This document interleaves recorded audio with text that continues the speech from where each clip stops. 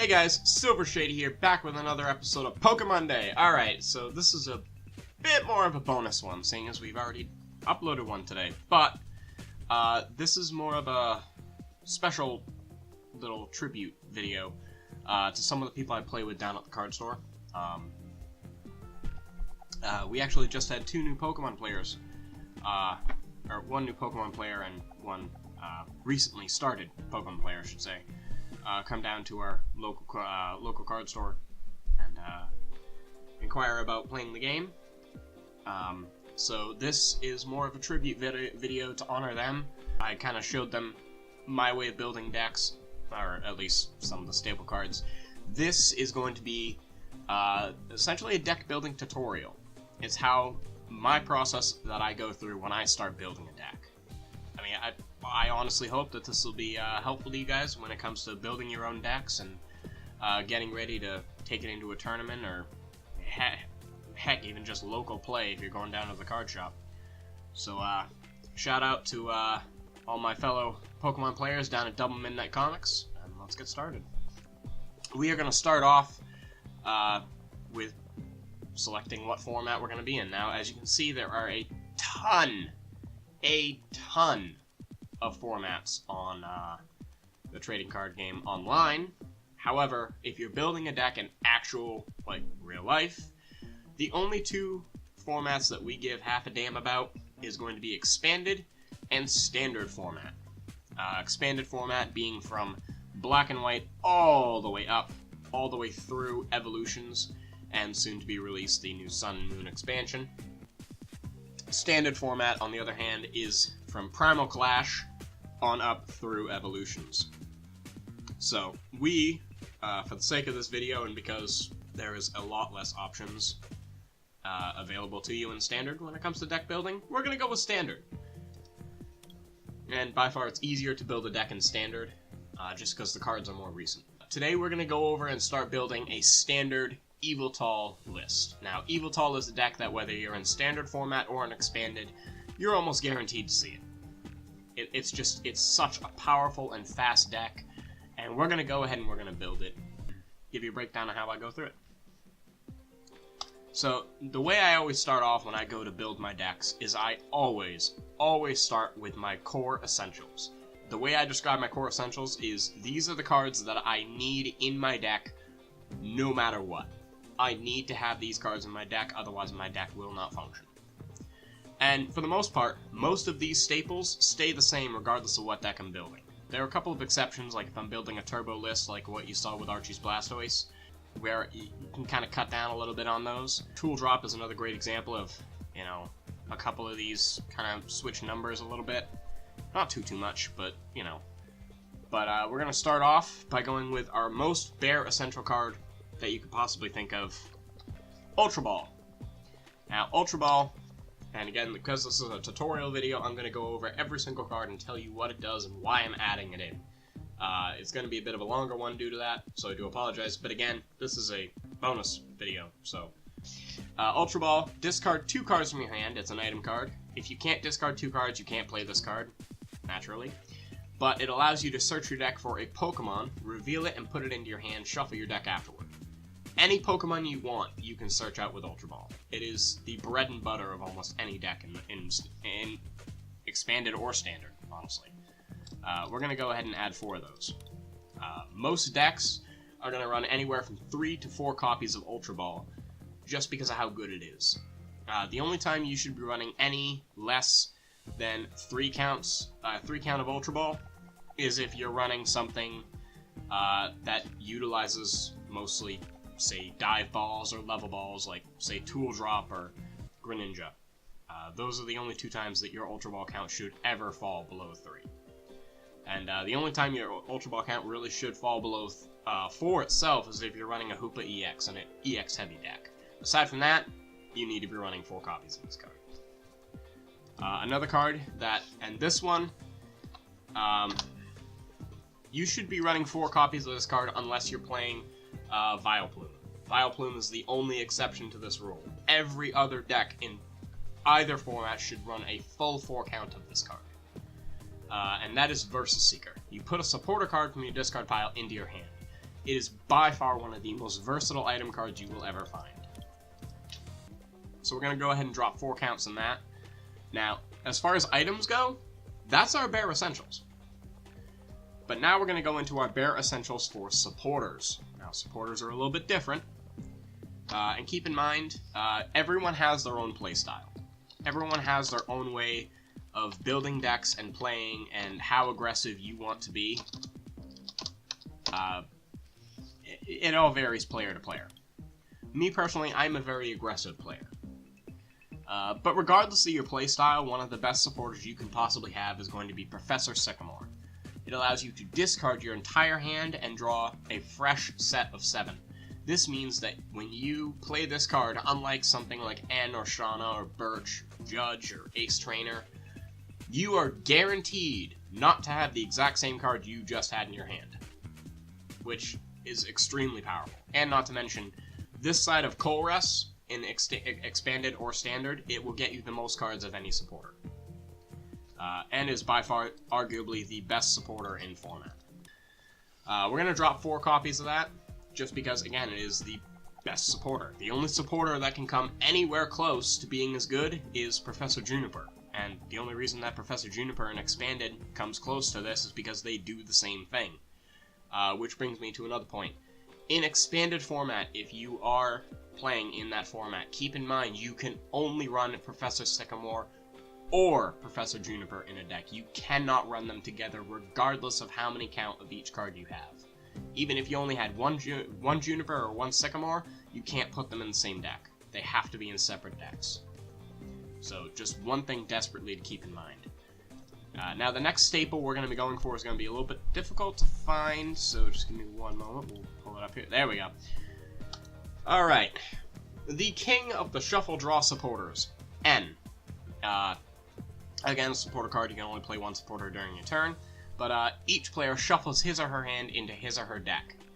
Then, each player draws a card for each of his or her remaining prize cards. From the sounds of things, this is not a very powerful card. In fact, when it was first released, a lot of players actually thought it was a joke, to be honest. They thought it was literally just one of those supporters that you'd never play. And then it became a 4 count in every single deck. And then it rotated. And people realized that, yeah, without this card, the format suffers. Thankfully, they reprinted it in Fates Collide, so we should have it for a little while longer now. It should be noted that this card will win games. I've had it happen before, where I've been, going at it full force. I have 1 prize card left. My opponent ends me and I lose. An N to 1 will literally kill your opponent's hand. It's one of the most disruptive cards in the format. We're going to go ahead and drop 3 copies of that, because 9 times out of 10, though, if your opponent has like 3 cards left in their hand and they only have, they've only taken 2 of their prize cards, and you have an option of N or Sycamore, you're usually going to Sycamore over N. So we don't need to run the full 4 count. But it's always good to have at least 3 because it's so powerful. Now, the next bare essential card that we have, which I forgot to take off the filters like an idiot. There we go. Fix that. This Lysander. So Lysander, again, a supporter card. You may switch your opponent's one of your opponent's bench Pokemon with his or her active. The reason this is so good is you can control your opponent's side of the field. Late game Lysander, especially powerful. You can Lysander up an opponent's Shaman and then one-shot it for an easy 2-prize knockout. Again, you can get it back with Versus Seeker, but because it's not one we're planning on using every single turn, we're going to go ahead and drop 2 in there. Okay, so real quick, I'm just going to go over the counts of how I decide how many of each card I want to put into the deck. Just because there are a couple of questions that you need to ask yourself when you're going to decide how many of each card you want to put in. So we're going to start off with 4 count, which is the maximum number of any type of card you can have in your deck. The first question is that you want to ask yourself, and if you answered yes to either of these questions, you need to have 4 copies of it. first question you need to ask yourself is, do I absolutely need to see it in my opening hand? If you answered yes, then you need to run 4 copies of it. And the second question is, do I see myself using this card, all copies of this card, every single battle? If you answered yes, then you want 4 copies of it. So cards like Ultra Ball, Versus Seeker, and Professor Sycamore, those are cards that I can see myself using all 4 copies in a single battle. Now when you start having 3 counts in your deck, usually that means that you need to see that card often, but not so often that it becomes cluttering your hand almost. Usually N is a good candidate for this one, because again, there are going to be times where you're not going to want to play N. You're going to want to have a Sycamore over the N. So this is another great example of, a card that you probably don't really need all that many copies of. And then 2 copies are essentially, is it a card that I can see myself using but not necessarily every single battle? Which, for Lysander, is definitely a true case. It's definitely a card that you want to be able to have in your deck and have a lower chance of having in your prize cards, hence why we run 2 copies of it, because, again, your prize cards are 10% of your deck. So when you're building this deck, and consistency, I've always said consistency is king when it comes to deck building. Because you have to keep in mind that, yes, 6 cards may not seem like a lot, but that is 10% of your deck that is completely unavailable to you. The more copies you have of a card, the less crippling that 10% is. So again, 2 copies of Lysander is pretty decent, because of the fact that, on average, we can usually get away with only having 1 in our prizes rather than both of them. And then lastly, 1 of cards. These are what are known as tech cards. These are the cards that you don't include in your list just to help with your strategy in general. If it's key to your strategy, you should not be running 1 copy of it. You should be running far more than that.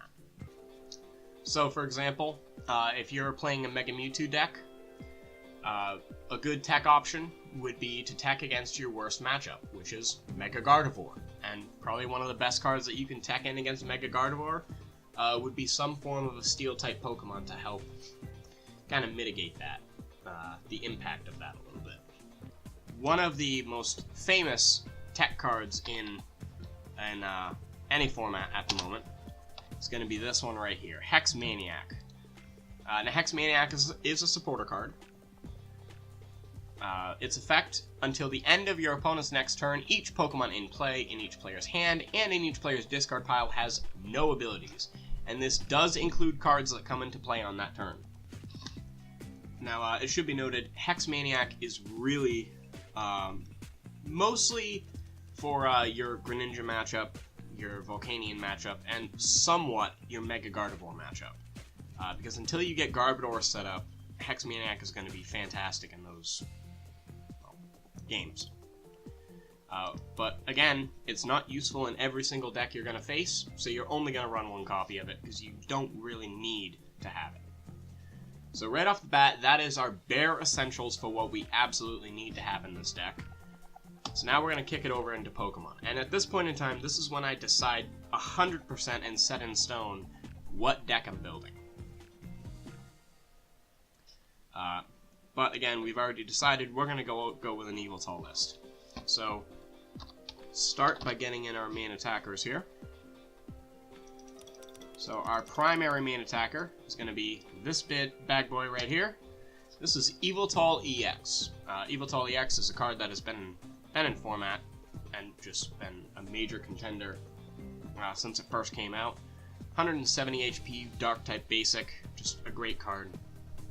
For 1 dark and 1 colorless, you do Evil Ball. This attack does a baseline 20 damage, and then this attack does 20 more damage times the amount of energy attached to both active Pokemon. So if your opponent has 2 energy and you have 2 energy, this attack is going to swing for about 100 damage. So not a bad chunk of change right there. And then you have, as a secondary attack, which you will actually use, is for 1 dark and 2 colorless, Y Cyclone. This does 90 damage, and you move an energy from this Pokemon to one of your benched Pokemon. Personally, one of my favorite things to do with Y Cyclone is when an Yveltal EX is about to get knocked out, is just about to fall, you Y Cyclone the DCE, or even just one of the basic dark energies, off of that Yveltal onto a benched one, so that way you have a little bit less to worry about. Most times you're going to move a DCE, though. Because we want this guy to mostly be our main attacker, we're going to add 3 copies of him. Only reason we're not going to add 4 is just because this list does tend to get a bit tight on space. Now for our secondary attacker, I suppose you could say, we're going to have Fright Knight Baby Yveltal. Now, Fright Knight Yveltal, 130 HP, basic, 1 prize attacker. Naturally, the Yveltal EX, when it dies, your opponent takes 2 prize cards rather than 1, which is one of the back draws with it. But Fright Knight, while it may not look that powerful on the outside, when you consider the fact that of the 6 big decks that are in format right now, namely being naturally the Yveltal, Greninja, Volcanion, you have Mega Mewtwo, Mega Gardevoir, and Mega Scizor. 3 of those are Mega Evolution decks. So just by having 2 copies of this card in your deck, you already turn half of your expected matchups into favorable. That's insane for 1 card to be able to do that. And the only reason it does that is because of its ability, Fright Knight. As long as this Pokemon is your active Pokemon, each Pokemon tool card in play has no effect whatsoever. It doesn't do nothing. Your opponent literally reaps no benefits from their tools. So their Spirit Links are useless. Their Fighting Fury Belt, useless. Their Float Stones, useless. Those are the 3 big tools that you gotta worry about in format. That and Bursting Balloon. Bursting Balloon does nothing. And that's a card you're gonna see a lot. It doesn't do anything. So this is a really powerful card. But even better, its attack. For 1 dark and 2 colorless, you do Pitch Black Spear for 60 damage, and this attack does a 60 damage snipe to one of your opponent's benched Pokemon EX. So essentially, you can set up a Shaman knockout, or even just a regular EX knockout, by just doing a Pitch Black Spear snipe. Naturally, Shaman has 110 HP. 2 of these will knock out a Shaman, which is just amazing. Especially if you can manage to Lysander a Shaman up front and they can't get it out of the active, you can take 4 prize cards in essentially 2 turns, which is pretty good. So we're going to go ahead and drop 2 copies of that into our deck, just because of how powerful it is and how good of a card it is to have.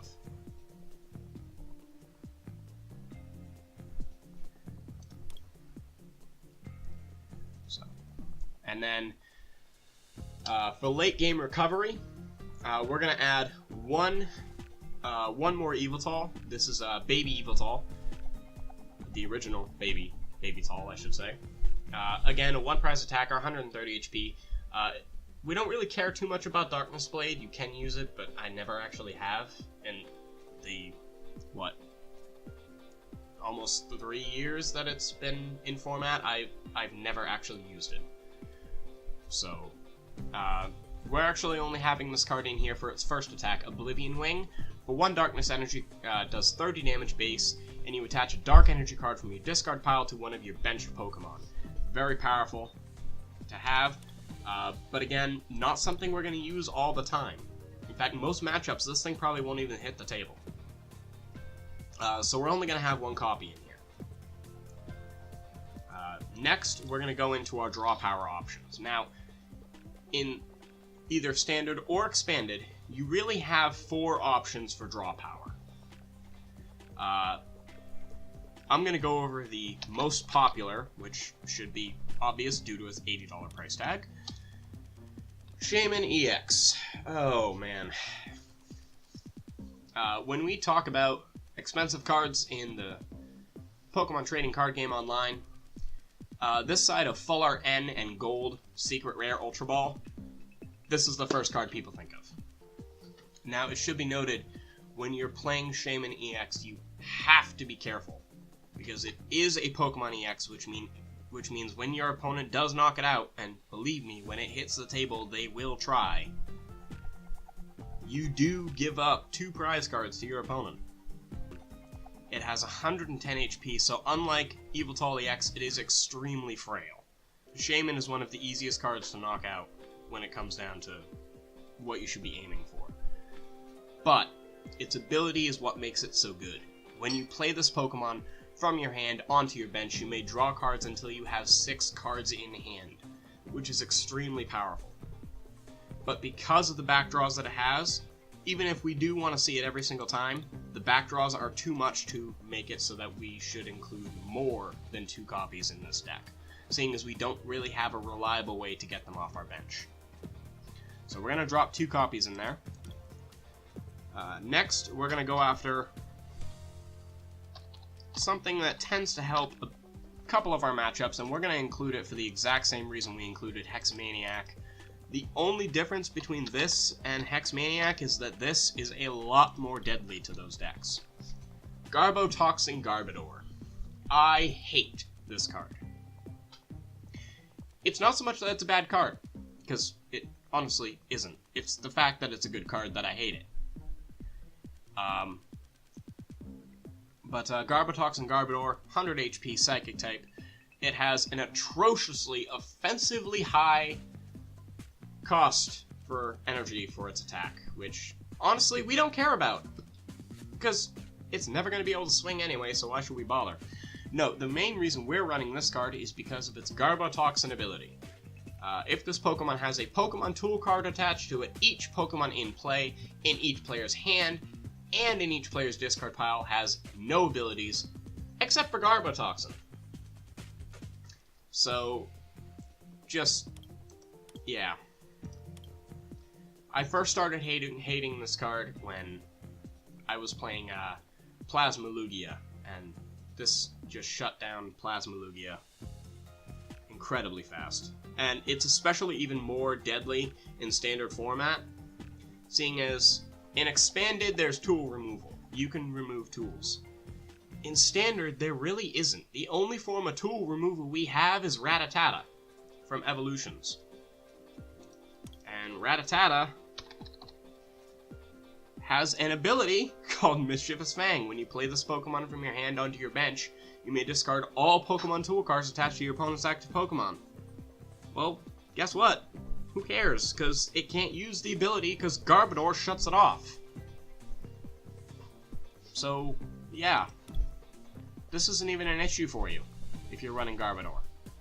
Once you get that tool on Garbodor, you're set to go. The only thing you gotta worry about is it getting Lysandered up and killed.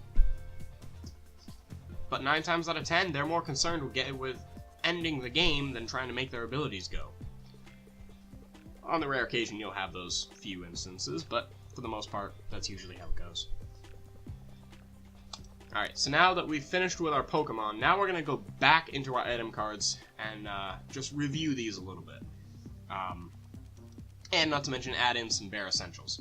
So, because we're running Garbodor, the first card that we need to think of what to run is going to be Floatstone. If you are running Garbotoxin Garbodor, you run Floatstone, because it has an atrociously high 3 retreat cost. Trust me when I say this that you do not want to pay that retreat cost. I've done it, and it hurts. So we're going to go ahead, take a look at this, because Floatstone is a Pokemon Tool card. When you attach it to one of your Pokemon that doesn't already have a Pokemon Tool attached to it, and the Pokemon this card is attached to has no retreat cost, so it can retreat for free. And we're going to go ahead and drop 3 copies of that in there, just to make sure we absolutely can guarantee we have it for the Garbodor. And seeing as we're on the subject of tools, we're going to go grab the second most popular tool, which is Fighting Fury Belt. Because all our attackers are basics, it just makes sense to run this. The basic Pokemon this card is attached to gets plus 40 HP, and its attacks do 10 more damage to your opponent's active Pokemon. Just a really great card that really helps out with Yveltal's math. Next, we're going to go into our stadiums. Now, there are 3 stadiums that are really, really popular right now in standard format. So we're just going to take a look at those real quick and decide which one we're going with. And we'll start off by taking a look at Silent Lab. One of the stadiums that I usually like to run in Standard, just because of how powerful it is. But Silent Lab, each basic Pokemon in play in each player's hand and in each player's discard pile has no abilities. Yeah, there's a lot of no abilities in Standard format. You better get used to it. But really great card. Shuts down your opponent's Hoopos and Shamans. Just all around great card to have, but not one we're really looking forward to. So we're going to take a look at the second one, see if that's one we might be more interested in running, which is Skyfield. Now, for the most part, Skyfield is a card that you're going to see in Mega Rayquaza and Mega Gardevoir, just because both of those rely on having a big bench. Gardevoir usually takes more advantage of it than Mega Ray does, simply because it can get rid of those bench Pokemon on its own and doesn't care. But either way, each player can have 8 Pokemon on his or her bench. Just great card. However, when this card leaves play, each player discards bench Pokemon until he or she has 5 Pokemon on the bench, and the owner of this card discards first. We only run a total of 12 Pokemon, and of those, only 10 of them are ever going to see the field at any given time. So Skyfield really won't help us all that much. Besides, we don't really have a combo for it. So instead, we're going to try to improve some of our matchups. Come on. There we go. Sorry about that.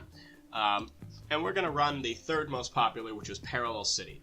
Parallel City is an odd stadium, because you get to choose which way the card faces. If the red side is facing you, then your Grass, Fire, and Water-type Pokemon do 20 less damage to your opponent's active.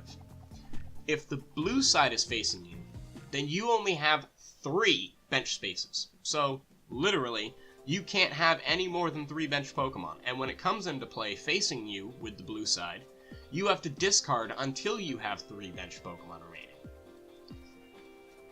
Of the 3, this is by far the most popular, and only for the simple reason that of the 6 decks I mentioned, there's a 7th deck that's a bit of an outlier, which is Mega Rayquaza. If Parallel City was not so popular, Mega Rayquaza would probably sweep the format, just because of how powerful it is.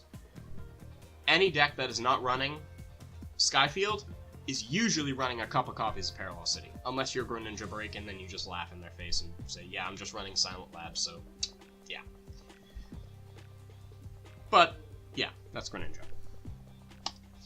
Now, we're only running 2 copies rather than the standard 3, simply because, again, Parallel City is run by almost every deck. There's so many decks out there that run at least 1 copy of Parallel City. So, instead, because we're running it, that opens us up to the option to have Delinquent in our deck. I'm not usually a big fan of this card. It is a supporter. It allows you to discard any stadium card in play, and if you do, your opponent discards 3 cards from their hand. Just, when you're running Parallel City, you almost have to run Delinquent. Because if your opponent plays, say, the blue side facing you, you can't replace it with your own Parallel City unless you use some way to get rid of it. And because Parallel City is the only stadium we run, we gotta run Delinquent. Also, it should be noted that a Delinquent play, when your opponent only has 3 cards left in their hand, almost all the time will make you win the game. I've had it happen to me, so I'm talking from experience on that one. So now that we've got a couple more cards in there that we definitely want to see, now we're going to kick it over to Energy here.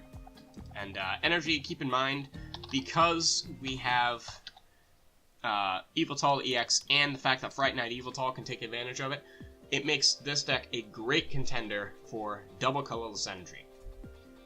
It's a special energy card that provides 2 colorless energy. Enough said. So we're going to drop 4 copies into our deck, just because it boosts Yveltal's damage by 40, which is more than any other type of energy we could run.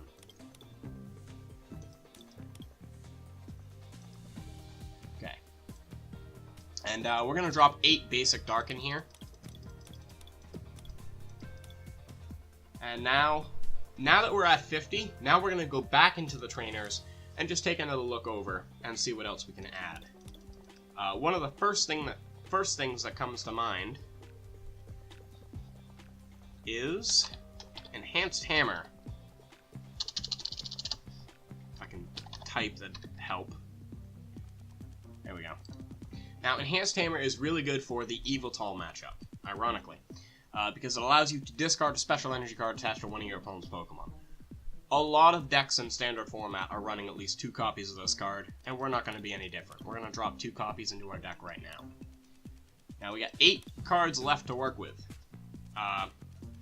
So, we're going to go ahead.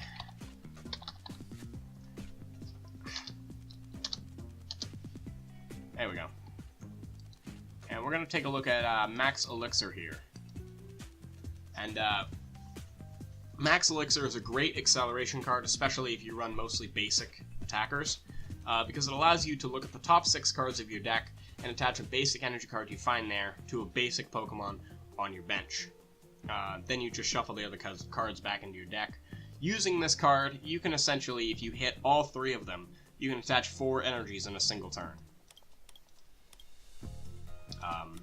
So we're going to drop 3 copies of that into there. I never like running the 4th copy, simply because it just feels like it clutters up my hand too much. Especially when you open and you only have 1 basic, there's nothing worse than having to drop 4 Max Elixirs into the discard pile. I've done it, it sucks, but I found that if you only have 3, it kind of reduces the chances that you'll hit it in your opening hand, but it'll still be there when you need it. So we got 5 cards left to pick from. So one of my favorite tech cards is actually Giovanni's Scheme. Now, any damage dealing based deck that I honestly can't reliably say is able to one-shot my opponent regardless of the situation, I always play Giovanni's Scheme. Just because it is so powerful. It has 2 effects. One, the first effect being draw cards until you have 5 cards in your hand. Not really that important. Could be a lot worse, but it could be a lot better. It's actually the second ability we mostly have it for. Although I have used the first one a couple of times in dire straits situations. During this turn, your Pokemon's attacks do 20 more damage to your opponent's active Pokemon before applying weakness and resistance. This is essentially Muscle Band in supporter form, which is awesome. I've had it come down to situations where playing a Giovanni Scheme literally was the difference between a win and a loss. As such, I try to include it in my lists as much as I can. But again, it's not going to be used all the time, so 1-off copy is going to be more than enough. Now, if you'll notice, we still have 4 cards left that we can include in our deck. Now, one of the better cards for this list to include is actually going to be Escape Rope. Escape Rope is mostly there for Jolteon EX, because Jolteon EX has an attack called Flash Ray for 1 lightning and 2 colorless energies. It does 70 damage, and Jolteon can't be hurt or affected by any effects of your opponent's attacks from your opponent's basic Pokemon. We run only basic attackers, so Jolteon is kind of a bit of a death sentence to us if we can't find some way to get it out of the active spot and back onto the bench, which naturally, as I mentioned in the Archie's Blastoise list, anytime a Pokemon switches zones, it resets all active effects on that Pokemon. Escape Rope allows us to do that without using up our supporter for the turn. Each player switches his or her active Pokemon to one of his or her benched. Your opponent switches first. If a player does not have a benched Pokemon, he or she doesn't switch Pokemon. We're going to go ahead and drop 1 copy in there just because of how useful it is against that matchup. Now, I want to mention just a couple of cards that people tend to choose to include in this list. The first one is going to be T-Mail over here, Trainer's Mail. I myself, I loved this card when it came out. I've since been actually starting to cut back on how much I'm including it, just because there are more useful cards out there. This is a card that if you're running a Mega Evolution deck, you need to be running at least 3 of. If you're running a deck that relies on combos, you need to be running 3 of it. But honestly, if your deck is fairly straightforward, like the one we have here, you really don't need it. You'd be better off either adding in a couple more techs to help improving your matchups, or even bumping up your consistency with some other cards. Either way, it's an item card. Look at the top 4 cards of your deck. You may reveal a trainer card you find there, except for Trainer's Mail, and put it into your hand. You then shuffle the other cards back into your deck. It's a good card. I just myself have been moving away from it, and again, this is not a deck that relies on combos. The other card people tend to include in this list, and usually in copies of 2, is Team Flare Grunt. You discard an energy attached to your opponent's active Pokemon. That's all well and good. I myself never really use it. So for me, personally as a player, it's a wasted spot in my deck, because 9 times out of 10, I'm more focused on getting more cards, or playing Sycamore or N, or something like that. I never really care too much to discard that last energy they have on their Pokemon. And we have 2 Enhanced Hammers anyway to help us with that, so I don't really like it that much. Instead, we are going to go with 2 cards that'll help us with late game recovery instead, which with this deck is actually pretty important. The first one we're going to be looking at is Super Rod. Shuffle 3 in any combination of Pokemon and basic energy cards from your discard pile back into your deck. Really helpful for when you start running low on everything. Say your baby Yveltal has been knocked out, you have 3 dark energy in your discard pile. You can, and say you even have a max elixir in hand, shuffle those 3 basic darks in there, and that increases your chances of hitting that max elixir. So we're going to drop 1 copy of that into there.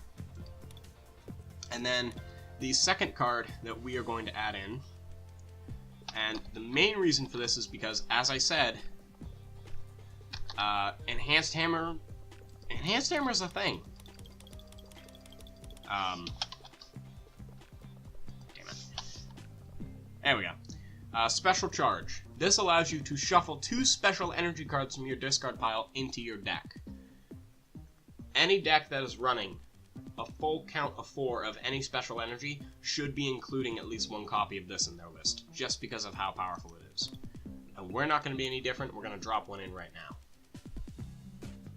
Now, as you can see, we still got 1 more spot left, so we're actually going to take a look. And I'm liking how this list is looking, but also, it should be noted that we right now have a grand total of 12 energy, which is about, as I said, about where you want to be with your energy. You want to be between 10 and 12 energy. That's usually the best area to be in, because it is the most consistent, especially with more of a mid-range attacker, where it's anywhere from 2 to 3 energies you need to swing. Usually 12 energies is pretty good. But we also run max elixir, and our basic energy count is 2 below the 10 that is optimal for max elixir. So because we have 1 card left in our deck, we're not really too concerned with Flare Grunt. We're going to up that 1, the dark energy by 1, and at this point, take a look at our deck here, and yeah, I mean, she's looking pretty good. Naturally, this is more just a beginner phase, and again, this may not even be a final deck list. You know, there's a lot of playtesting that goes in to decks before you go and just say, hey, I'm going to a tournament. There's a lot more that goes into it. There's a lot more thought process that goes behind it than just saying, I'm going to a tournament. You have to playtest. And this is a fine example of a deck that is ready to be playtested. It has 60 cards, you have the bare essentials in there. If something doesn't work, or if you feel that 1 card has too many copies, try dropping that number down a little bit. Play with your numbers. Never be afraid to toy with your deck.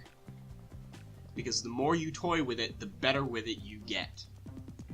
And if there's any lesson I can pass on, that is the most important. Never stop improving. If you are happy with a deck, keep playtesting it, because you never know. You may hit a matchup you never expected to see. Or you may find that Greninja, for example, causes a huge problem for you, or you're seeing a ton of Greninja players in your local area, or a ton of Mega Gardevoir players in your local area. Whatever your local area is, and knowing what kind of decks you're expected to face, will help you to tailor your deck to that kind of a format. Either way, this is a list that is ready to be playtested. I will be playtesting this on my own in later time, and once I feel that I've gotten to the point where I'm comfortable with the list, I'll probably actually be featuring this exact deck on another episode of Pokemonday later on down the road. But for now, thank you guys so much for watching. I hope that this was, well, not exactly entertaining. Actually, I hope it was entertaining, but I hope it was mostly educational. And I hope that my insights into the Pokemon trading card game has helped you to become a better player in the long run. If it did, awesome. I'm happy with that. And if it didn't, well, you probably already are a better player than me anyway, so who cares? Either way, thank you guys so much for watching. See you in the next one.